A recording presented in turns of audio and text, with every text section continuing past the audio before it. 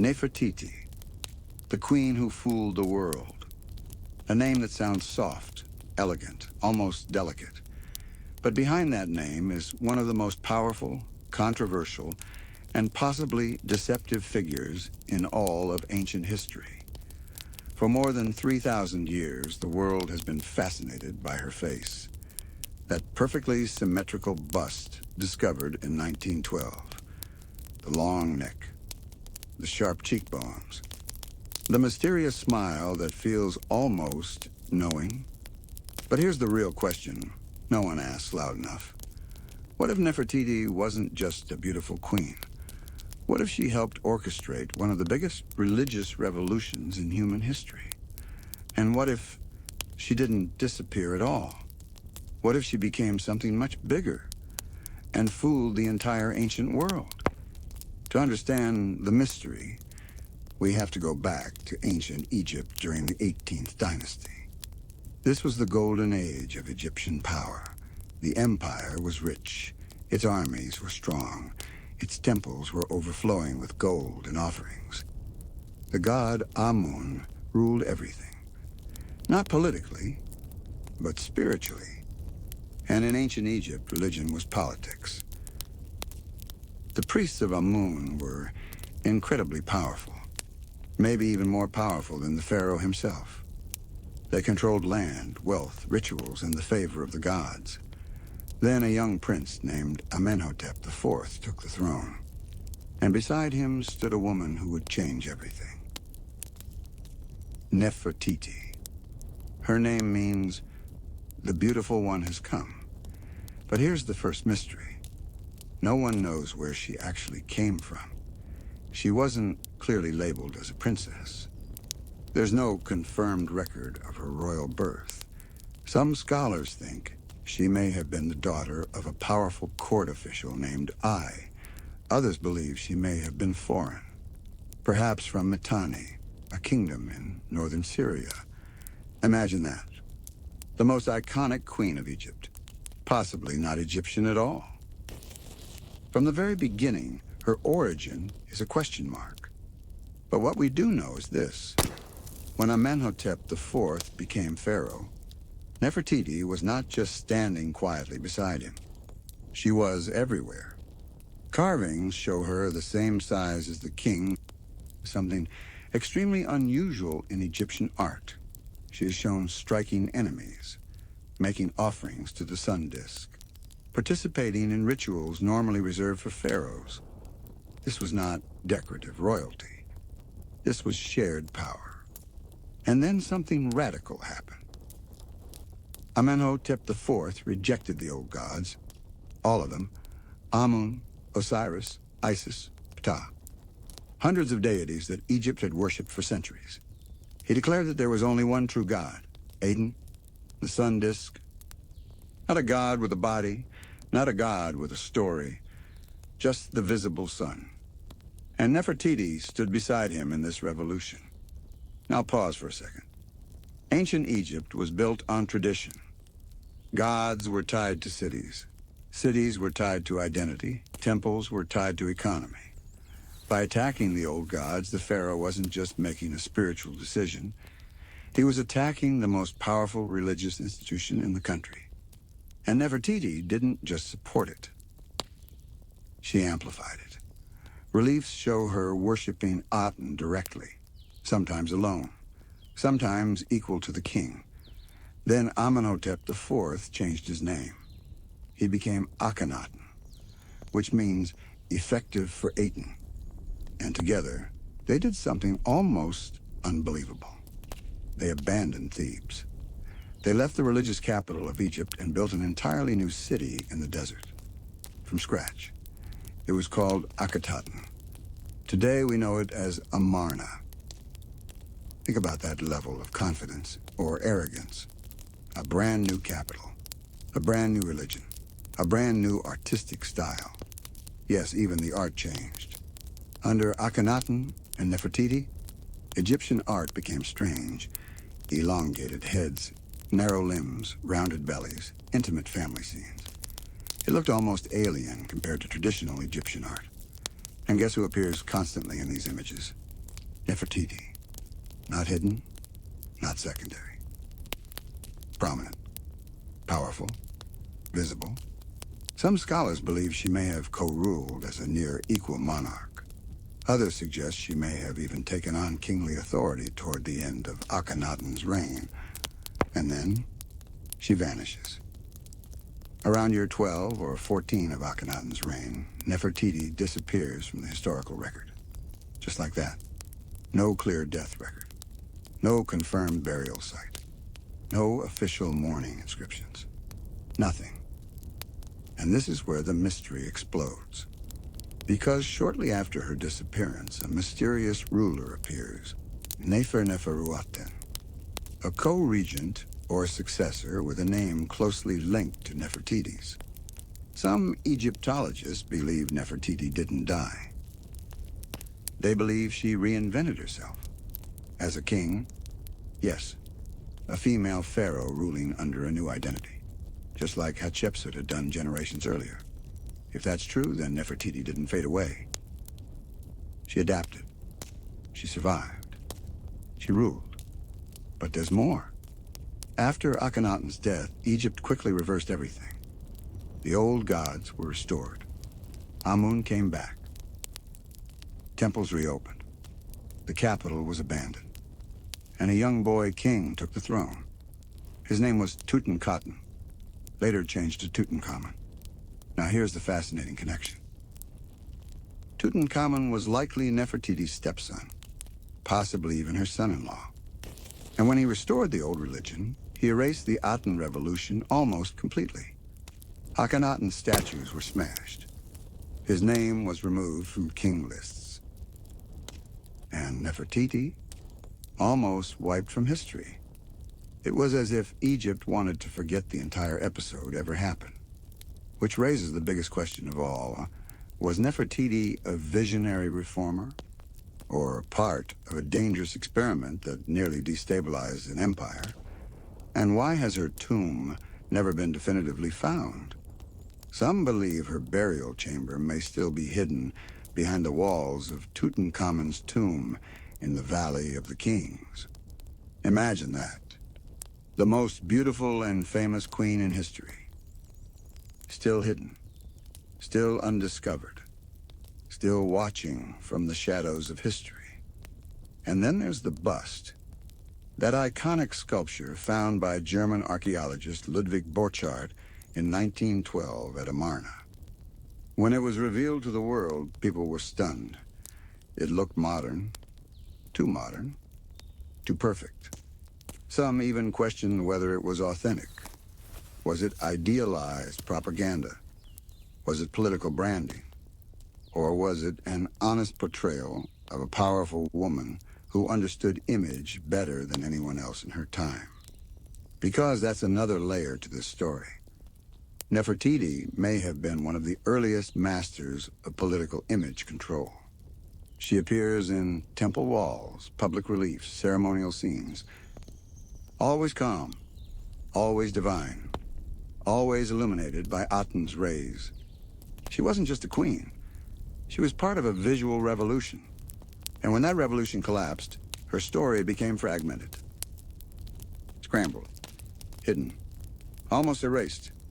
Which is why today, more than 3,000 years later, we're still asking, who was she really? A foreign bride? A political strategist? A religious radical? A hidden king? Or the woman who nearly rewrote Egyptian civilization? And maybe the most unsettling possibility of all, did she know exactly what she was doing? Did she and Akhenaten believe they were chosen to reshape reality itself? Or were they playing a dangerous game with forces, political and religious, that eventually swallowed them whole? Because history remembers victors. But Nefertiti exists in the space between memory and erasure. A queen whose face survived, but whose truth did not. And that's only the beginning. If Nefertiti really did help build a new religion, then we need to understand just how radical that religion was. Before Akhenaten and Nefertiti, Egypt had worshipped hundreds of gods for over 1,000 years, Each god had a personality, a mythology, a temple, a priesthood. The people prayed to Osiris for the afterlife, to Isis for protection, to Amun for power and kingship. Religion was woven into daily life. It wasn't just belief. It was structure. Then suddenly everything narrowed to one symbol, the Aten. Not a god with a body, not a falcon-headed warrior, not a jackal guardian of the dead. Just the sun disk, with long rays ending in tiny hands. Those hands reached down from the sky and touched only two people consistently, Akhenaten and Nefertiti. Think about that. In temple carvings, the Aten's rays stretch down and offer life directly to the royal couple, not to priests, not to common people. To them, it created something incredibly dangerous, a religious bottleneck. If Aten was the only god and only the royal family had direct access to Aten, then spiritual power became centralized, completely centralized. That means Nefertiti wasn't just the queen. She became a gatekeeper to the divine. And that changes everything. Because power in ancient Egypt always flowed through religion. And whoever controlled religion controlled legitimacy. Some scholars argue that this was the world's first true attempt at monotheism, long before later Abrahamic traditions would dominate history. Others say it wasn't pure monotheism, but something closer to monolatry, elevating one god above others while quietly suppressing the rest. But what's undeniable is this. It terrified the old priesthood. The priests of Amun had grown enormously wealthy. Their temples were economic engines. Their influence rivaled the throne. By shutting their temples, Akhenaten and Nefertiti were not just reforming belief. They were dismantling a power structure. And revolutions like that rarely go unpunished. Now let's look at Nefertiti more closely during this period. Her titles expanded. She was called Great Royal Wife, but also Lady of the Two Lands, and sometimes depicted in positions almost identical to the Pharaoh. There are scenes where she smites enemies, a pose traditionally reserved for kings. That imagery was not accidental. In Egypt, symbolism was law. If you were carved as a king, you were claiming kingly authority. Which brings us to the most controversial theory. What if Nefertiti became Pharaoh after Akhenaten's health declined? Because there's another mystery here. Akhenaten's physical appearance in art is unusual. He's shown with elongated features, narrow chest, wide hips. Some believe this was symbolic, representing divine androgyny. Others think he may have had a genetic condition. But by the later years of his reign, he seems to fade from prominence. And around that same time, a ruler named Neferneferuaten appears in inscriptions. The name is extremely similar to one of Nefertiti's expanded royal names, Neferneferuaten Nefertiti. Coincidence? Maybe. But here's where it gets fascinating. Some inscriptions refer to this Neferneferuaten using feminine grammatical endings. Others mix masculine and feminine titles. It's inconsistent, confusing, almost deliberately obscured. Some Egyptologists believe Nefertiti ruled as co-regent before fully assuming kingship under this altered name. If that's true, then she may have been Egypt's most powerful woman after Hatshepsut. But unlike Hatshepsut, whose monuments were later defaced in a calculated campaign, Nefertiti's erasure feels more chaotic. It feels rushed, which suggests instability. Now imagine the situation. The empire is uneasy. The old gods are banned. The capital has been moved to a desert city. Foreign territories are rebelling because Egypt's focus has shifted inward. Akhenaten may be ill or losing control. If Nefertiti stepped in at that moment, she wouldn't just be inheriting a throne. She'd be inheriting a crisis. And then, after a short, shadowy reign, she disappears from the record entirely. Soon after, Tutankhaten becomes Tutankhamen. The name change says everything. Taten, honoring Aten, becomes Amun, honoring the restored old god. It's a public reversal, a public apology. The royal court announces that the old gods were angry, that neglecting them brought chaos. And who gets blamed in subtle ways? Akhenaten, and by association, Nefertiti. Statues destroyed, names erased, city abandoned. It was almost as if Egypt was trying to reset history. Which brings us to one of the biggest archaeological mysteries of all time. Her tomb. We have never conclusively found it. Not in Amarna. Not in the Valley of the Kings. Not anywhere. In 2015, British archaeologist Nicholas Reeves proposed that hidden chambers might exist behind the walls of Tutankhamun's tomb. Radar scans suggested possible voids. His theory? Nefertiti could be buried there. Imagine the implications. Tutankhamun's tomb is already the most famous discovery in archaeology.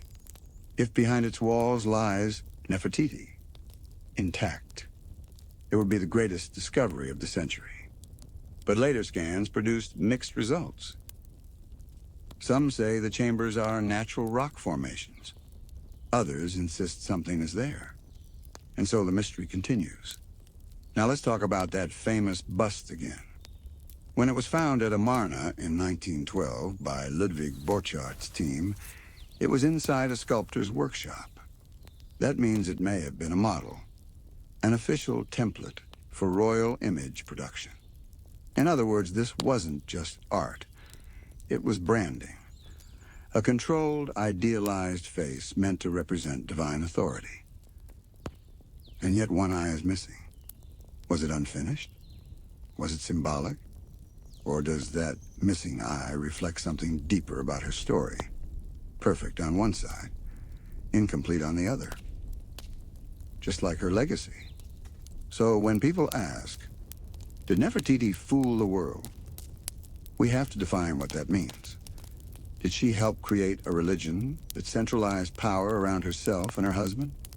Yes. Did she possibly assume male kingship titles to preserve authority? Possibly. Did she disappear in a way that allowed later rulers to rewrite her story? Absolutely. But here's the twist. Maybe she didn't fool the world. Maybe she tried to change it. And the world pushed back. Because revolutions don't just fail quietly. They are buried. And sometimes the people who lead them are buried even deeper. Yet somehow, her face survived. Not Akhenaten's. Not the high priest's. Hers. And today, when most people think of ancient Egypt, they don't picture Amun. They don't picture Aten. They picture Nefertiti. 3,000 years later. Still undefeated by erasure. Still staring forward. Still refusing to disappear. And in that sense, maybe she didn't fool the world at all. Maybe she outlived it. Now let's step into the story that feels almost like political espionage. Because if Nefertiti didn't start as Egyptian royalty, then her entire rise becomes even more extraordinary.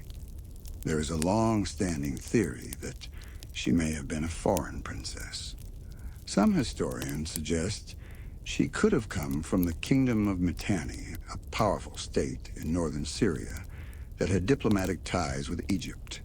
During the 18th dynasty, international marriages were common tools of alliance. Pharaohs often married foreign princesses to secure peace and trade. When foreign princesses married into Egypt, they were clearly labeled in inscriptions as king's daughter of foreign land.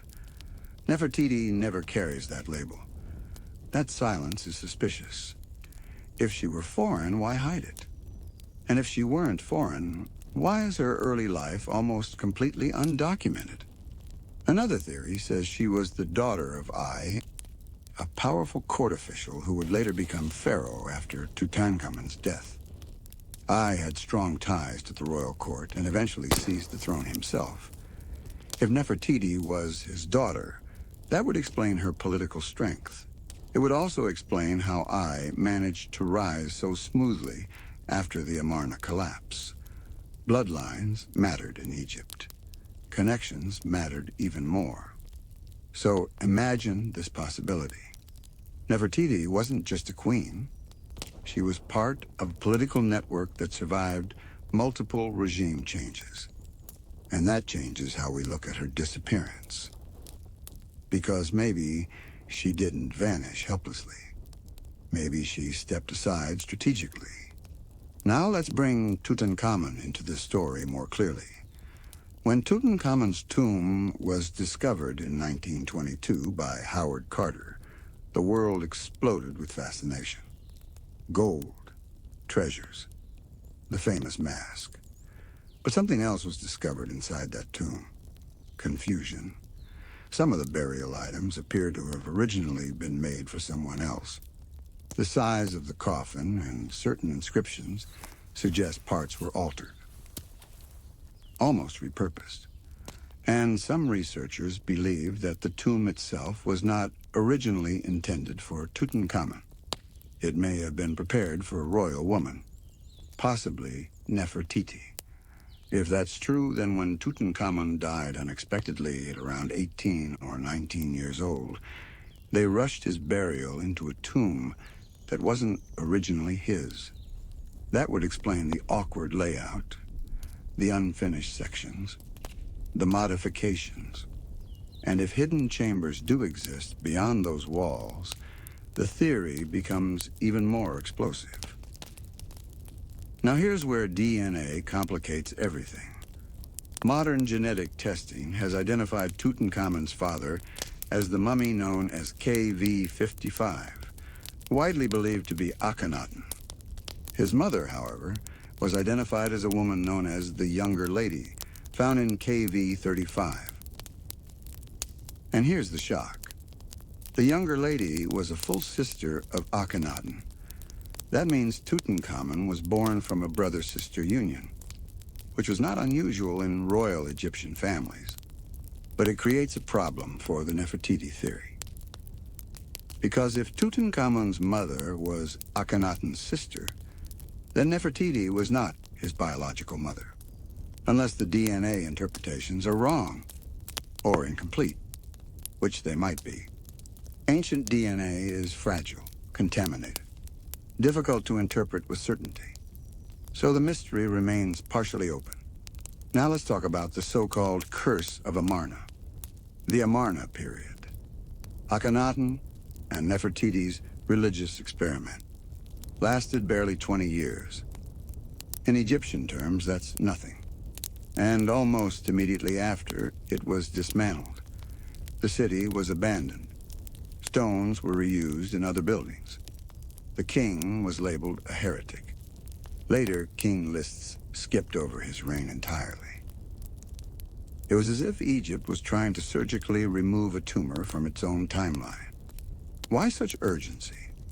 Why such complete erasure? Because religious revolutions are dangerous. But failed religious revolutions are even more dangerous. They expose vulnerability. They reveal cracks in divine authority. If Akhenaten claimed that Aten was the only god, and then Aten failed to protect Egypt from instability, then the entire ideological structure collapses. And Nefertiti, standing at the center of that structure, would have been inseparable from the failure, unless she switched sides. Some scholars speculate that if she ruled briefly as Neferneferuaten, she may have slowly reintroduced traditional elements to stabilize the kingdom. A strategic retreat, a political pivot. That would mean she wasn't blindly loyal to Aten to the end. She may have been pragmatic, adaptive, survival-oriented. And that would make her even more formidable. Because it means she understood power not as belief, but as balance. Now think about this. Her image is preserved in perfection. Her tomb is missing. Her role is blurred. Her reign may have been hidden behind another name. Her revolution was erased. And yet, she is more famous today than most confirmed pharaohs. That is not an accident. That is legacy surviving censorship.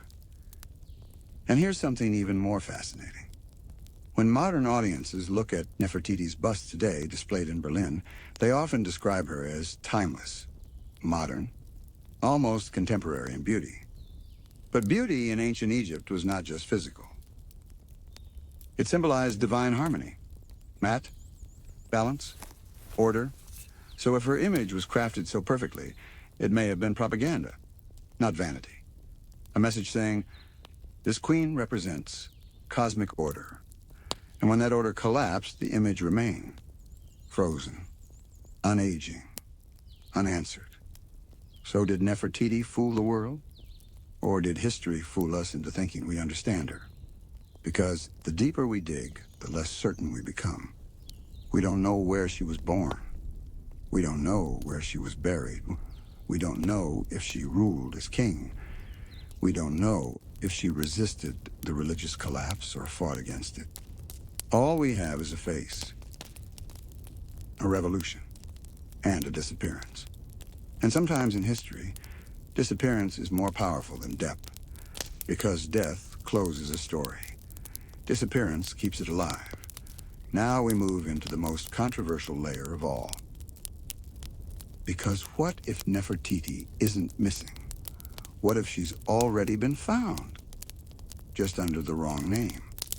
In the Valley of the Kings, Tomb KF 35 contained several unidentified royal mummies when it was opened in the late 19th century. Among them was a woman known simply as the Younger Lady. Her identity has been debated for years. DNA testing linked her as the mother of Tutankhamun and a daughter of Amenhotep III and Queen Tai. But here's where things get complicated. Some researchers argue the DNA evidence doesn't completely close the case. Ancient DNA testing is fragile, and interpretations can shift with new data. There have been moments when scholars proposed that one of the unidentified royal mummies, possibly even one damaged or mislabeled, could be Nefertiti. Imagine that.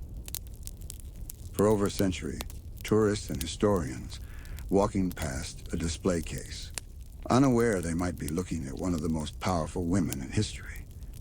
But identity in ancient Egypt wasn't just about bones. It was about inscriptions, cartouches, titles, and Nefertiti's names were deliberately erased, which makes identification far more difficult. Now let's talk about the political chessboard after Akhenaten's death, because this is where survival becomes everything. After the Aten experiment began collapsing, three powerful men emerged in the shadows. I, Horemheb, and the young Tutankhamun. I was older, experienced, deeply embedded in court politics, if he was Nefertiti's father, or even just her ally. He would have had reason to protect her legacy quietly, while publicly supporting the restoration of the old gods. Horemheb, on the other hand, was military, practical, strategic. He would later become Pharaoh himself. And when he did, he systematically erased the Amarna period from official records. He presented himself as the rightful successor to Amenhotep III, skipping over Akhenaten and the chaos entirely. That wasn't just ego, that was damage control. Because if Egypt admitted that a radical religious shift had nearly destabilized the empire, it weakened the myth of divine kingship. And divine kingship was everything. Now think about Nefertiti in this moment. If she had ruled briefly under the name Neferneferuaten, she would have been trapped between ideological loyalty and political survival. Continue Aten, and risk total collapse. Restore Amun, and admit failure. There is evidence suggesting that during the very end of the Amarna period, traditional religious elements quietly began reappearing. Subtle, careful, gradual. That doesn't feel like stubborn fanaticism. It feels like strategic retreat, which leads to a fascinating psychological question. Was Akhenaten the visionary, and Nefertiti the stabilizer? Many modern depictions portray Akhenaten as almost obsessive in his devotion to Aten. The art from the period focuses heavily on intimacy, sunlight, spiritual ecstasy. He appears withdrawn from foreign policy, neglecting military reports from territories asking for help. The Amarna letters, diplomatic clay tablets discovered at the site, reveal something disturbing. Vassal states were begging Egypt for military assistance against invaders, and often there was no response. If Akhenaten was deeply consumed by religious transformation, someone else would have needed to handle statecraft. Who better than Nefertiti? Her constant depiction in rituals and official scenes suggests not just devotion, but visibility, presence, authority. She wasn't hidden in the background like earlier queens. She was positioned as essential. And when Akhenaten fades from prominence late in his reign, Nefertiti's imagery doesn't immediately disappear. That timing matters, because it suggests continuity. Now let's zoom out even further. The Aten religion emphasized a singular solar deity, universal, without form, without mythological drama. A god accessible through light. Some historians have cautiously asked whether this experiment influenced later monotheistic traditions. There's no direct proof connecting Aten worship to later Abrahamic religions. But the idea of a single, supreme, formless god emerging in the ancient Near East is historically remarkable. And Nefertiti stood at the heart of that moment. Even if the revolution failed, the concept existed. It was attempted. It was recorded. It left a ripple. Now here's the twist that makes everything even more haunting. After the Amarna period, Egypt tried to erase it. But they couldn't fully erase the art. They couldn't erase the ruins. They couldn't erase the bust. And they certainly couldn't erase curiosity. For thousands of years, Nefertiti was forgotten. Then in 1912, her face re-emerged into the modern world, almost perfectly preserved. And instantly, she became an icon again, more recognizable than many pharaohs who ruled longer, conquered more, built more. Why? Because mystery amplifies memory. If we had her complete biography, confirmed tomb, confirmed reign, she might simply be another chapter in a textbook. But we don't. We have fragments, contradictions, possibilities, which makes her feel almost modern, complex, layered, unresolved. And maybe that's the real reason people ask whether she fooled the world.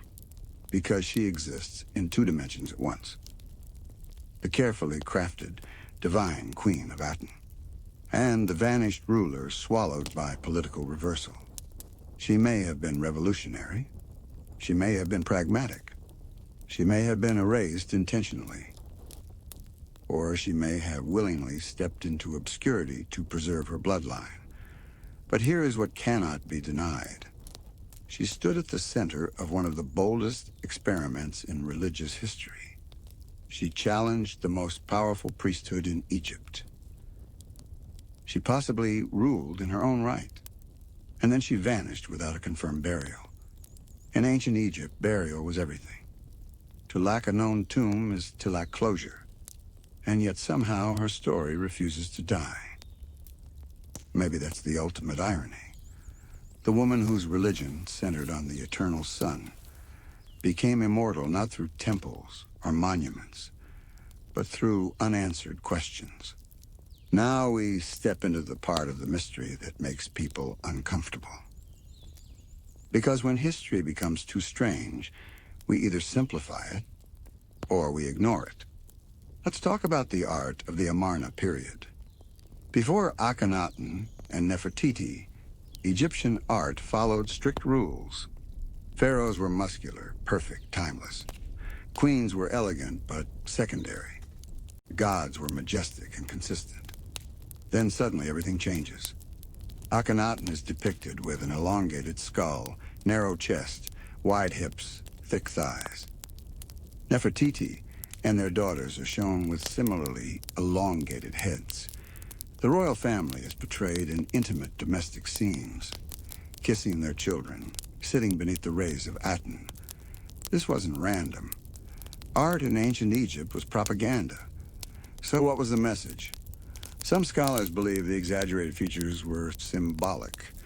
Akhenaten may have been depicted as androgynous to show he embodied both masculine and feminine creative forces, mirroring Aten as the sole life-giver. If that's true, then the strange body shapes were a theological statement, not medical ones. But others have proposed medical explanations. Genetic disorders, hormonal conditions, even rare syndromes. Modern analysis of mummies believed to be Akhenaten doesn't strongly support extreme deformities, which suggests the art was intentional stylization. And here's what's fascinating. Nefertiti's bust does not show these distortions. Her skull is long but elegant. Her face is balanced, refined, controlled. It's as if even within a radical artistic revolution, her image remained measured, perfected. That suggests awareness, brand management, a conscious separation between divine symbolism and personal representation. Now let's zoom outward. How did the rest of the world react to this religious revolution? The Amarna letters, diplomatic tablets exchanged between Egypt and neighboring states, show foreign rulers confused and frustrated. They weren't writing about theology. They were writing about security. They were asking for military support, protection, stability. And Egypt seemed distracted. If Akhenaten was consumed by spiritual transformation, and Nefertiti was helping reinforce that image, then foreign policy likely suffered. Empires don't collapse overnight. They weaken gradually. Trade routes strain. Allies doubt you. Enemies test boundaries. And when internal religious reform combines with external military neglect, instability spreads quietly. This may explain why, after Akhenaten's death, there was such urgency to restore the old order. Not just spiritually, but politically. Now here's where we reach the most extreme theory of all. What if Nefertiti staged her own disappearance? Think about the timeline. Around year 12 of Akhenaten's reign, there is a major public event recorded. A durbar celebrating foreign tribute. Nefertiti is visible, prominent, powerful. Shortly after that, references to her begin to fade. But references to Neferneferuaten increase. Some inscriptions even use phrases like, effective for her husband. That's unusual language. It suggests continuity, loyalty beyond death. Some historians speculate that after Akhenaten's health declined, or after he died, Nefertiti may have assumed power quietly under a modified name to stabilize the regime. If resistance was building against the Aten experiment, openly ruling as Nefertiti, the queen associated with the revolution could have triggered rebellion. But ruling under a new royal identity? That might buy time. Now imagine this possibility. She rules briefly, attempts a controlled restoration, then either dies unexpectedly or is pushed aside by powerful figures like Ai or Horemheb. In that scenario, her disappearance isn't mysterious. It's strategic. It's political camouflage. And once Tutankhamun restores Amun officially, the entire Amarna leadership becomes inconvenient history. Erase them. Rewrite the timeline. Move forward. And it worked. For over 3,000 years, Nefertiti was mostly forgotten. Her temples dismantled. Her city buried. Her name fragmented. until a sculptor's workshop in Amarna revealed her face again in 1912. When the bust was unveiled in Berlin, the modern world reacted almost the same way ancient Egyptians must have. Awe, recognition, fascination. Because there is something unsettling about her gaze. It doesn't look submissive. It doesn't look fragile. It looks aware, which brings us back to the central question. Did Nefertiti fool the world? If she helped construct a religion that centralized divine power around herself and her husband, that's not foolishness. That's calculated ambition. If she ruled under another name, that's not disappearance. That's reinvention. If she survived political collapse by stepping into obscurity, that's not weakness. That's survival instinct. And if her enemies tried to erase her but failed to erase her image, then perhaps the real illusion wasn't created by her. It was created by history, because we like our ancient figures simple: hero or villain, visionary or heretic, victim or mastermind. But Nefertiti refuses those categories. She stands at the intersection of beauty and power, faith and politics, visibility and erasure. And maybe that's why she still captivates us, because she represents something timeless. The idea that power is not always loud. Sometimes it's strategic. Sometimes it's symbolic. Sometimes it survives not by force, but by mystery. And here's the final haunting thought. In ancient Egypt, the sun set every night, but it always rose again.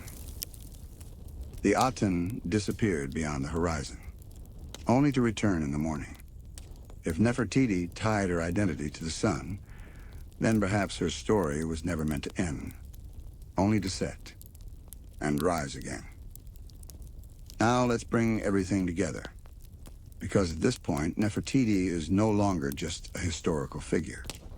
She's a puzzle made of politics, faith, ambition, survival, and silence. If we strip away the mystery for a moment and look only at the strongest evidence, here's what we know with reasonable confidence. She was the great royal wife of Akhenaten. She stood at the center of the Aten religious revolution. She was depicted with unprecedented power and equality. She disappears from clear records late in the reign. And shortly afterward, a shadowy ruler named Neferneferuaten appears. Those are facts. Everything else is interpretation layered on top. Now let's weigh the strongest argument that she ruled as Pharaoh. First, her name was expanded to Neferneferuaten, Nefertiti during Akhenaten's reign. Second, inscriptions referencing Neferneferuaten sometimes use feminine grammar. Third, some monuments appear to show a female ruler performing kingly duties after Akhenaten's decline. Fourth, Egypt already had precedent for female kings, most notably Hatshepsut, who adopted full pharaonic regalia and masculine titles to legitimize her reign. So the concept wasn't impossible. It wasn't unprecedented. It was politically risky, but viable. Now let's examine the strongest argument against it. The DNA evidence linking Tutankhamun's mother to a royal sister of Akhenaten complicates the idea that Nefertiti was the biological queen mother figure transitioning into sole kingship. There is also no monument that clearly states, beyond debate, Nefertiti ruled as pharaoh. Egyptian rulers loved monuments. If she ruled long or securely, we would expect clearer inscriptions. Unless her reign was brief, transitional, or intentionally obscured by successors. And that brings us to the power struggle after Akhenaten's death. Tutankhamun restores the old religion. After his early death, Ai takes the throne. Then Horemheb assumes power and aggressively rewrites history. Horemheb is critical here. He did not want instability attached to his reign. He wanted legitimacy tied to strong, traditional kingship. So he effectively erased the Amarna period from official king lists.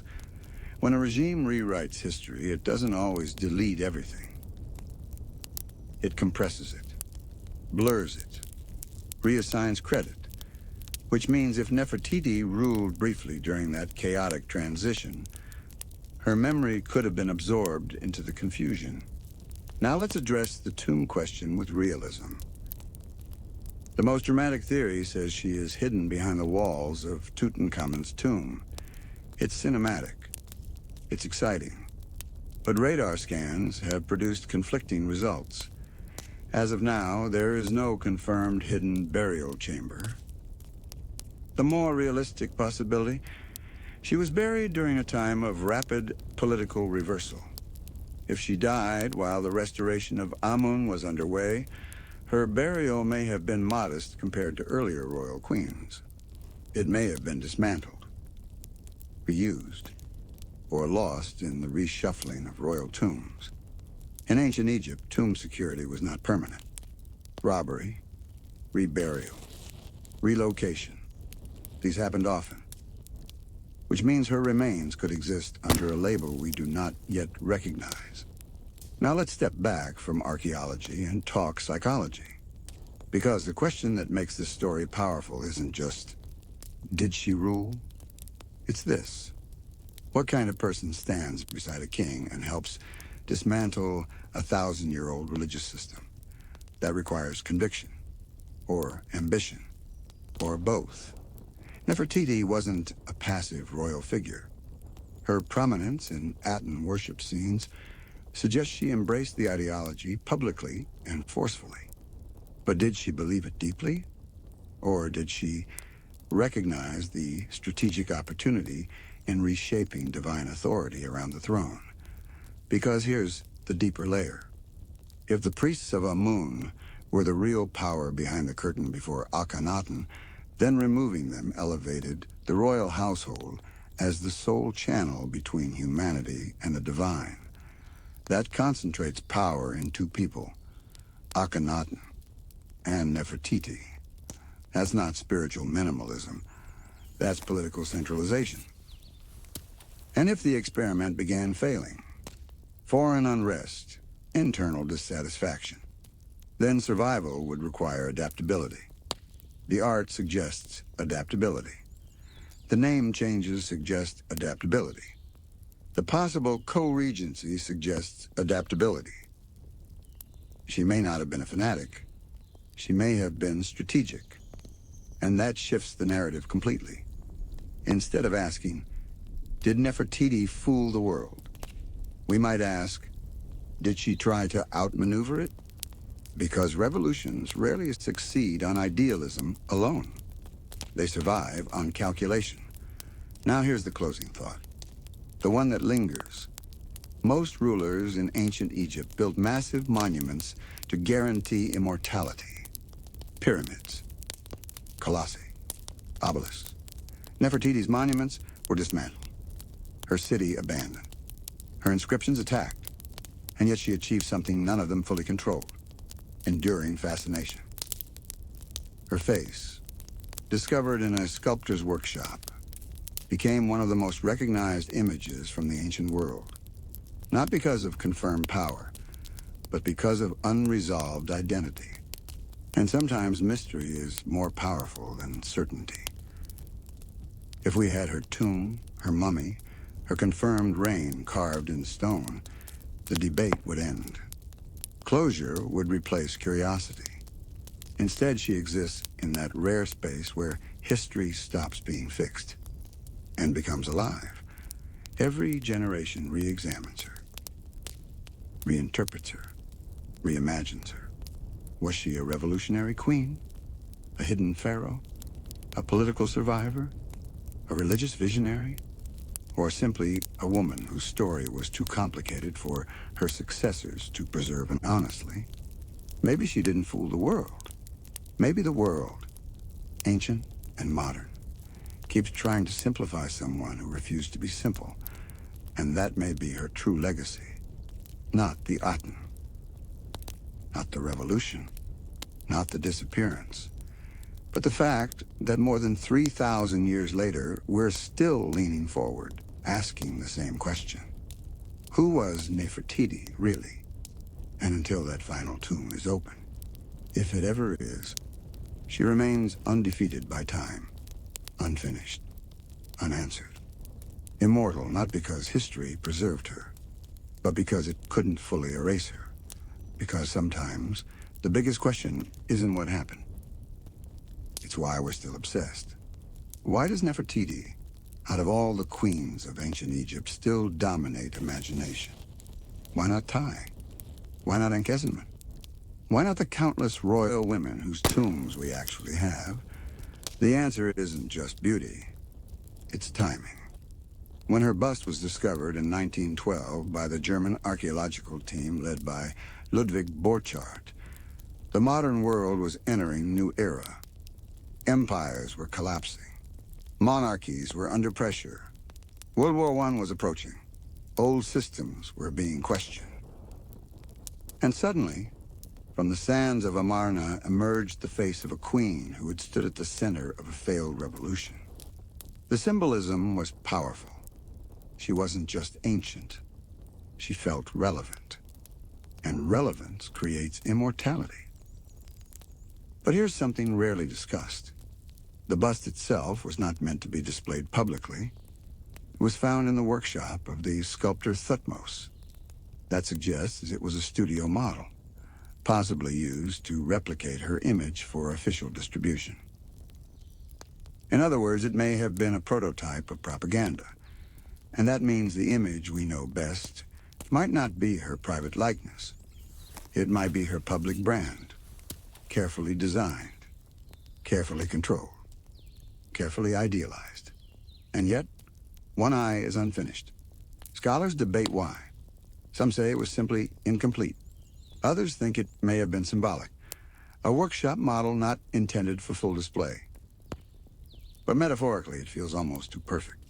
One eye sees, one eye is missing. We see half of her story. The other half remains hidden. Now let's explore a more radical possibility. What if the Aten Revolution wasn't purely religious? What if it was an early attempt at consolidating state power in a way that resembles later centralized ideologies? Before Akhenaten, temples were decentralized power centers. Each major city had its dominant god. Each god had land and wealth. By reducing worship to a single deity with no traditional priesthood structure, the royal court could theoretically absorb that power. That is not just theology. That is restructuring an economy. And Nefertiti stood visibly at the heart of that restructuring, which raises a difficult question. If the revolution had succeeded, if Aten worship had lasted generations, would we view her today as a visionary genius instead of a controversial mystery? History favors winners, failure creates doubt, and doubt creates suspicion. Now consider this. Akhenaten's body was buried. Tutankhamun's tomb was discovered. Hatshepsut's mortuary temple still stands. But Nefertiti's final resting place is still unknown. In ancient Egyptian belief, remembrance ensured eternal life. Erasure threatened spiritual annihilation. Yet ironically, her attempted erasure amplified her modern fame. Because disappearance fuels narrative, and narrative fuels fascination. Let's confront one more possibility, one that makes historians cautious. It's possible that Nefertiti's disappearance wasn't dramatic at all. She may have died during a plague that swept through the royal family around year 12 of Akhenaten's reign. Several princesses vanished from records around the same time. There is evidence suggesting disease. If that's true, then the grand mystery collapses into something tragically ordinary: death.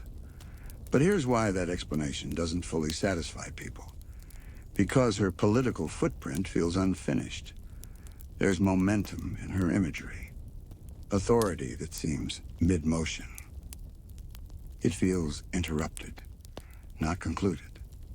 And humans struggle with interrupted stories. We crave completion. Now let's zoom to the very end of the 18th dynasty. When Horemheb takes the throne, he restores order and presents himself as the legitimate successor to the stable past before Amarna. He rewrites the king lists. He compresses years.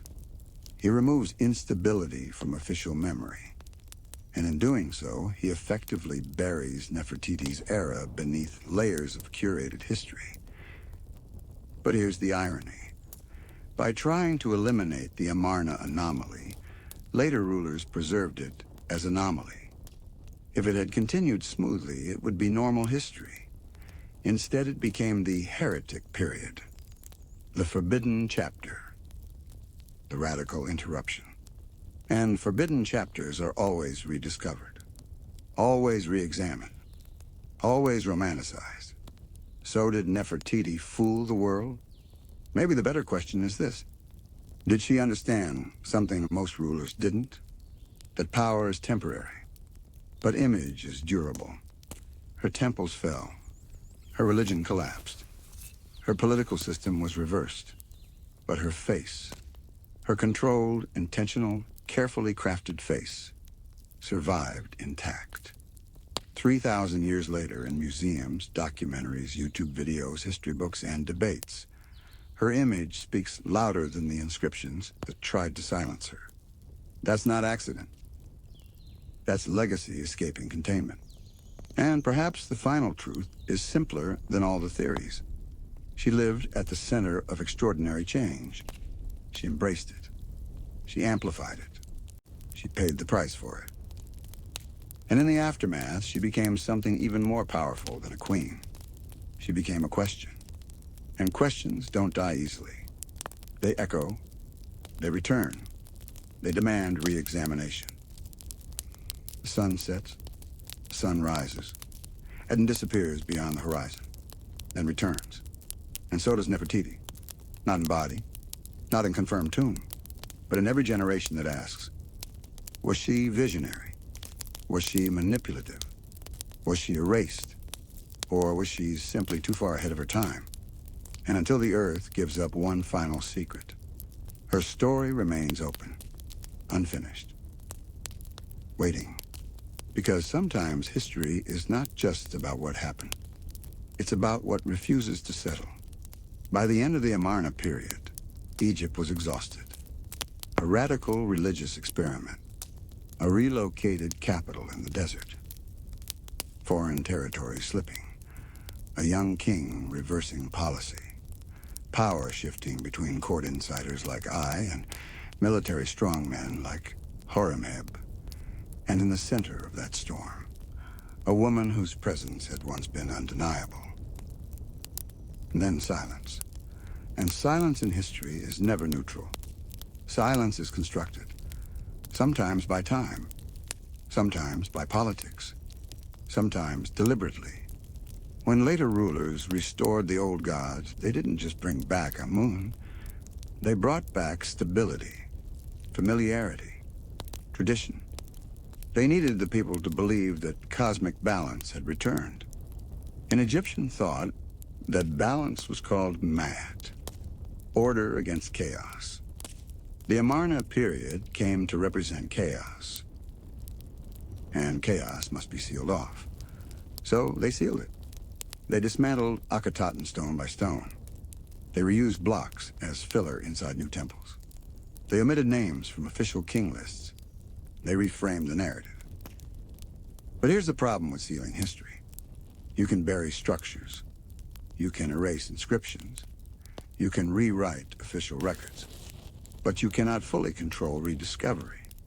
When Amarna was excavated in the modern era, it was like uncovering a sealed time capsule. A frozen moment of ideological rebellion.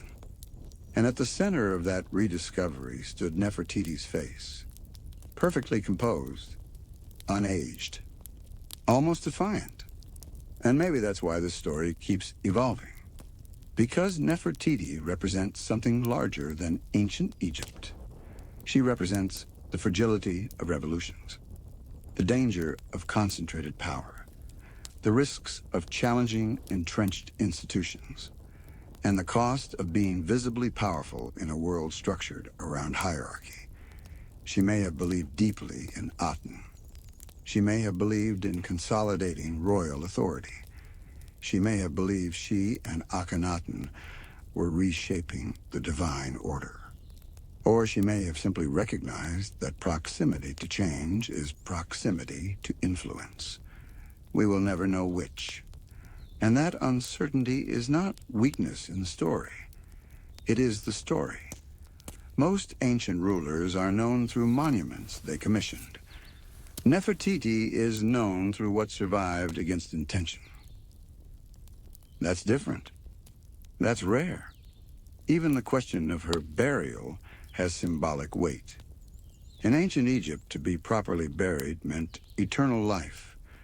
To be forgotten meant spiritual extinction. Yet here we are, thousands of years later, speaking her name more frequently than many pharaohs with intact tombs.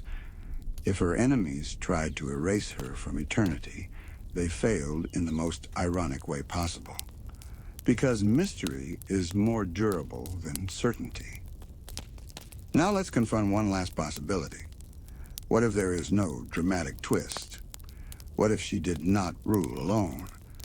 What if she did not stage her disappearance? What if she did not secretly rest behind hidden walls?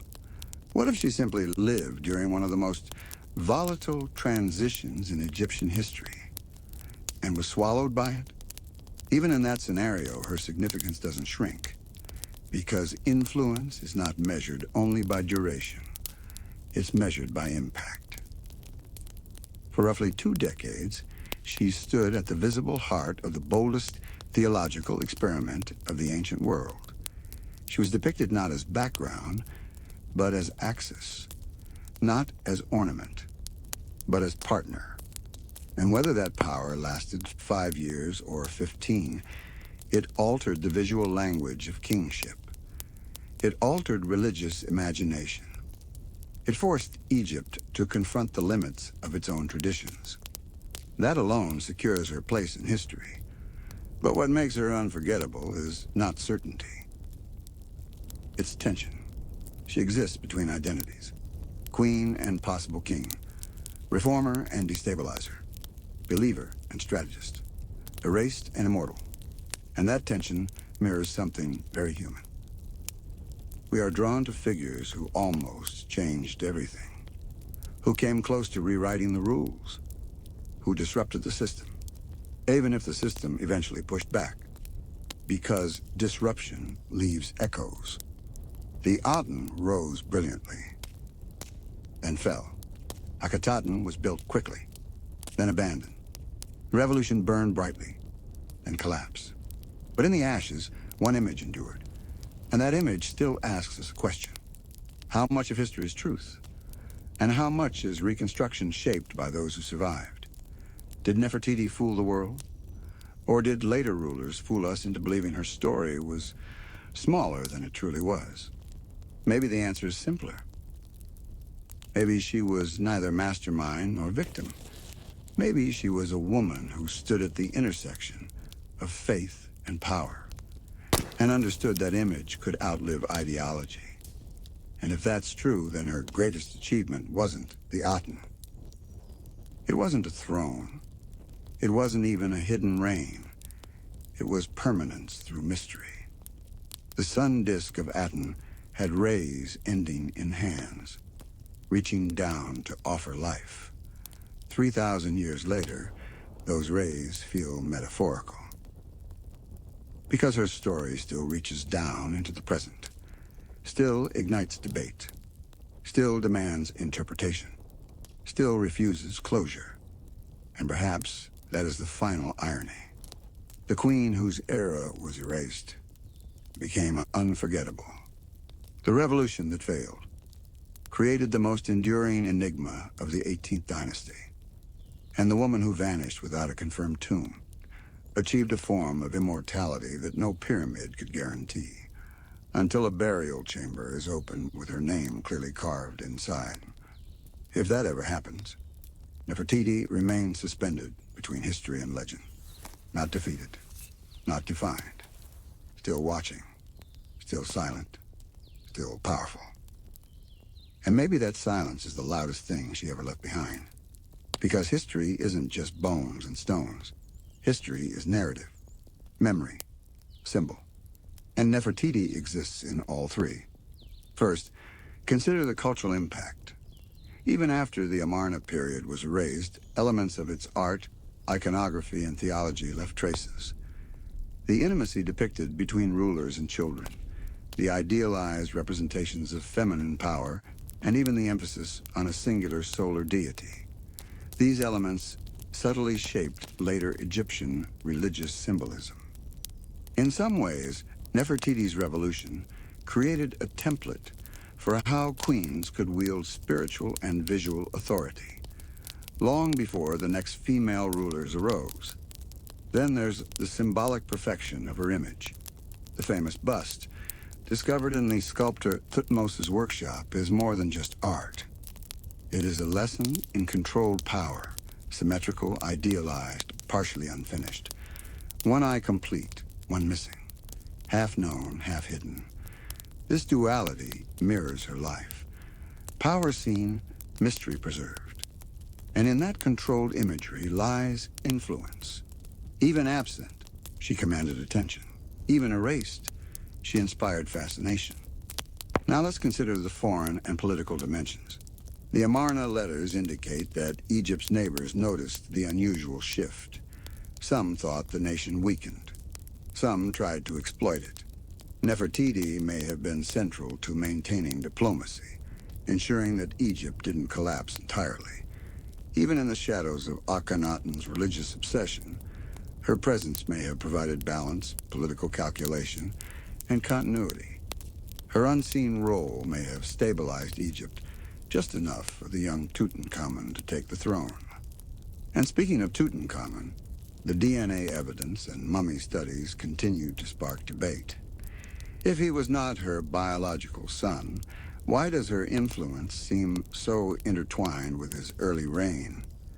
Could she have acted as mentor, regent, or co-ruler? Possibly. Even if she was sidelined or erased, her legacy may have been subtly woven into his consolidation of power, a quiet testament to her enduring influence. Finally, let's think about myth and memory. Nefertiti's story has survived precisely because it is incomplete. Her tomb remains undiscovered. Her reign, if it existed independently, is obscured. Her disappearance is unsolved. That uncertainty transforms her from historical figure to cultural symbol, the queen who defied conventions, who may have ruled in her own right, who vanished and yet refuses to be forgotten. In a sense, her greatest trick was not fooling the world in her time. It was creating a story that transcended time. A story where questions outlast answers. And in that space between history and legend, she became more powerful than many pharaohs whose names remain carved in stone. Every generation re-examines her. Every historian, archaeologist, and enthusiast returns to Amarna, her bust, her fragments of story, and asks the same questions. Who was Nefertiti? Was she revolutionary? Was she ruler? Was she strategic, visionary, or merely a pawn? And perhaps the most profound question of all, does it even matter? Because the fact that we ask, thousands of years later, may be the truest measure of her power. The story begins with a queen who was unlike any other in ancient Egypt. Nefertiti was beautiful, yes. But more than that, she was visible. She was present in rituals, in art, in political spaces traditionally reserved for kings. She was not a shadow behind the throne. She was at its center. Then comes the revolution. Akhenaten's radical religious shift toward Aten changed everything. Egypt's ancient gods were sidelined, temples closed, priesthoods undermined. And Nefertiti stood beside him, not just as a partner, but as a symbol of divine authority herself. Some inscriptions suggest she may have even ruled as pharaoh under the name Neferneferuaten. Others see her as co-regent, a stabilizing figure, quietly guiding policy while the ideological experiment unfolded. The middle of her story is filled with uncertainty. We do not know if she was foreign-born or the daughter of a powerful Egyptian official. We do not know if she survived Akhenaten's final years. We do not know if she staged her disappearance, ruled in secret, or died quietly. Her tomb remains undiscovered. Her mummy, if found, is unidentified. And yet, through all of that uncertainty, her image survives. The bust discovered in 1912 immortalized her face. Perfect, symmetrical, half-finished, one eye missing. A symbol of both perfection and mystery. This mystery is her power. Nefertiti outlived her erasure. She survived the collapse of Aten worship, the restoration of Amun, and the political rewrites by Ai and Horemheb. History tried to remove her, but fascination preserved her. And in doing so, she became more than a queen. She became a question, a symbol of agency, of beauty, of strategic brilliance, and of the fragility and resilience of power. Modern audiences see her as timeless. Museums, documentaries, books, and now YouTube videos continue to explore her story. She represents the idea that influence is not always measured in monuments or years on the throne, but in the lasting impact of presence, image, and legacy. Even without a confirmed burial or definitive reign, her story compels us to ask questions about authority, gender, religion, and history itself. The final lesson of Nefertiti's story is paradoxical. She may have disappeared. She may have been erased. She may have failed in the eyes of her contemporaries. And yet, 3,000 years later, we cannot forget her. Her power was never in permanence of reign. It was in permanence of intrigue, in the survival of questions, in the image and legacy that history cannot fully contain. So did Nefertiti fool the world? Perhaps not. Perhaps she did something far more enduring. She survived it. She outlasted ideology, politics, even time itself. She remains undefeated, unfinished, unanswered, immortal in curiosity. And maybe that is the greatest power any ruler could ever hope to achieve. Her story is a masterclass in the interplay between power, image, and memory. She existed at the apex of one of the most radical experiments in human history, the Aten Revolution. Religion, politics, art, and diplomacy all intersected in her sphere. She was not a passive queen. She was a visible, active, and possibly even decisive force. If she ruled as Neferneferuaten, even briefly, she would have been one of the earliest female pharaohs to wield authority in her own right. That alone challenges centuries of assumptions about gender and leadership in ancient Egypt. The very possibility of her rulership, blurred and erased as it is, forces historians to reconsider what we know about power structures in the 18th dynasty. Her disappearance, whether strategic, natural, or enforced, amplifies her mystique. Unlike kings whose names were carved into stone for eternity, Nefertiti became immortal through absence. Mystery is her legacy. It turns ordinary history into story, fact into fascination. Then there's her image, the bust that defines her. It transcends time. Perfect symmetry, refined elegance, one eye unfinished. This is a queen frozen in controlled power. Through this single piece of art, she communicates authority, poise, intelligence, and intrigue 3 millennia after her reign. No pyramid, no temple, no tomb could convey such enduring presence. Finally, consider what her story teaches us about history itself. History is not static. It is written, rewritten, erased, rediscovered, and reinterpreted. Nefertiti's life reminds us that what survives is often accidental, that erasure can amplify influence, and that absence can be more powerful than presence. Her legacy is paradoxical. She was central and yet erased, visible and yet missing, real and yet mythic. And perhaps that is why she continues to dominate imagination. Scholars, archaeologists, and the public alike are drawn to her because she embodies tension between power and vulnerability, ambition and erasure, reality and legend. In the end, Nefertiti's true power may not have been in her ability to fool the world, or even in her possible rule as Pharaoh. Her power lies in enduring mystery, in commanding attention across millennia, in provoking questions that remain unanswered. She challenges us to confront the limits of history, to question the nature of legacy, and to recognize that sometimes the most powerful figures are those whose stories remain unfinished. Nefertiti is not just a queen. She is a symbol, a question, an enigma that refuses to fade. And in that refusal lies the truest measure of her immortality. In the sands of Egypt, a queen once walked whose name would almost vanish from history. Nefertiti, the great royal wife, the possible pharaoh, the enigma of the 18th dynasty.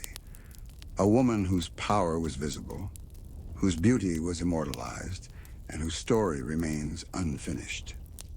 She stood at the center of the Aten Revolution, a bold religious experiment that sought to reshape gods, kingship, and the world itself. Beside Akhenaten, she was not merely a queen.